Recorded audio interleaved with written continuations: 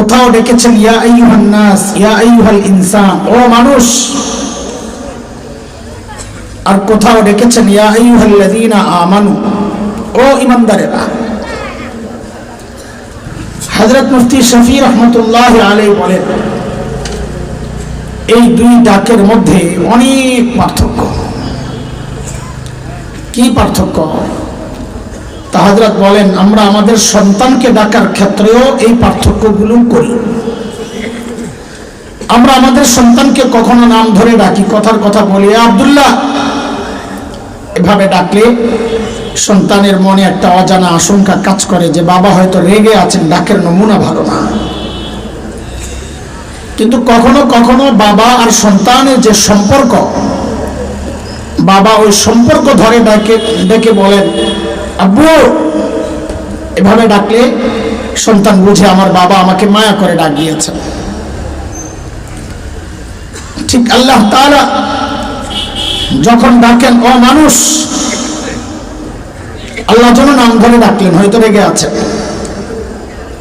কিন্তু যখন আল্লাহর সাথে বান্দার যে সম্পর্ক, ঈমানের সম্পর্ক, ওই সম্পর্ক ধরে যখন আল্লাহ ডেকে বলেন ও ঈমানদারেরা, তখন বুঝে নেওয়া আমার মালিক আমাকে বড় মায়া করে ডাক দিয়েছেন।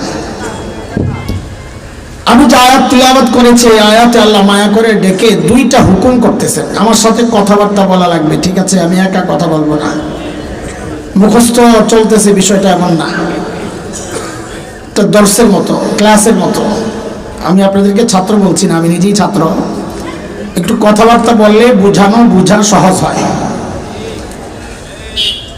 আল্লাহ তাআলা ডেকে এখানে দুইটা হুকুম করেছেন, বলেন কয়টা? এটাও বুঝে নেওয়া।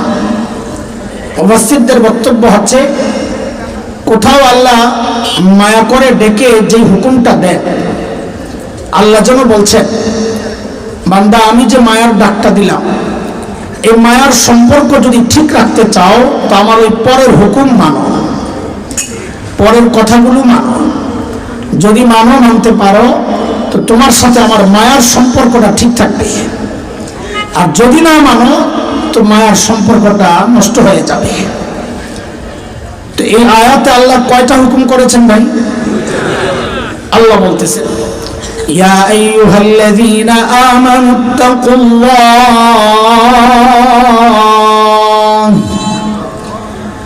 ওয়ালতানজুর নাফসুম মা কদ্দামাত লিগাদিন ওয়াত্তাকুল্লাহ।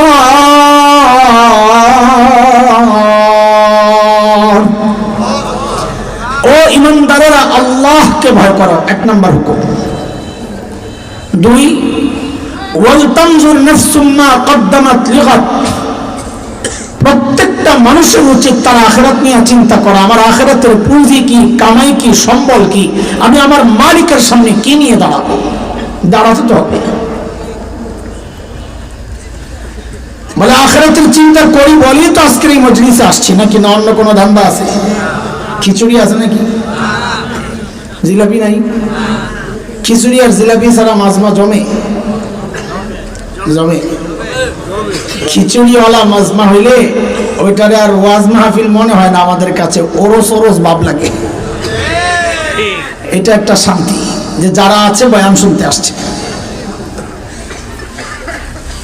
আখিরাতের চিন্তাই আসছে, কোনো সন্দেহ নেই। কিন্তু দোস্ত, আমাদের আখিরাতের চিন্তাগুলো, আখিরাতের যে প্রস্তুতি, আখিরাতের যে কামাই, আখিরাতের যে পুঁজি, যতটুকু দরকার, যে কোয়ালিটির দরকার, ঠিক তেমন হচ্ছে কিনা, না ঘাটতি আছে, ত্রুটি আছে, বিচ্যুতি আছে, কমতি আছে, বুঝবো কেমনি?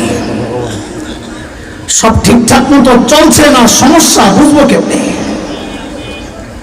তো আল্লাহ সুবহানাহু ওয়া তাআলা আমাদের আমল, আমাদের ঈমান, আমাদের তাকওয়া ঠিক আছে কিনা বোঝার জন্য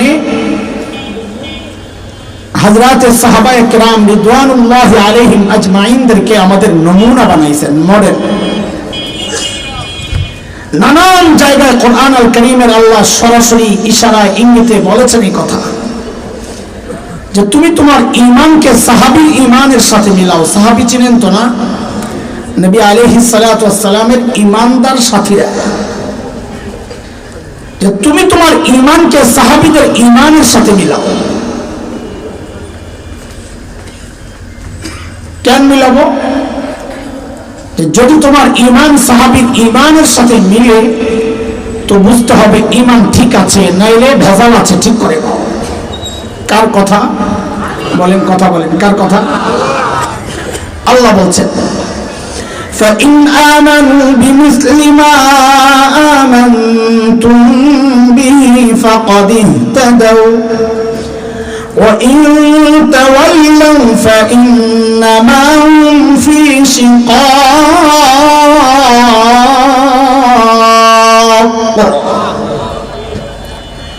বলে তুমি তোমার তাকওয়াকে সাহাবীর তাকওয়ার সাথে মিলাও।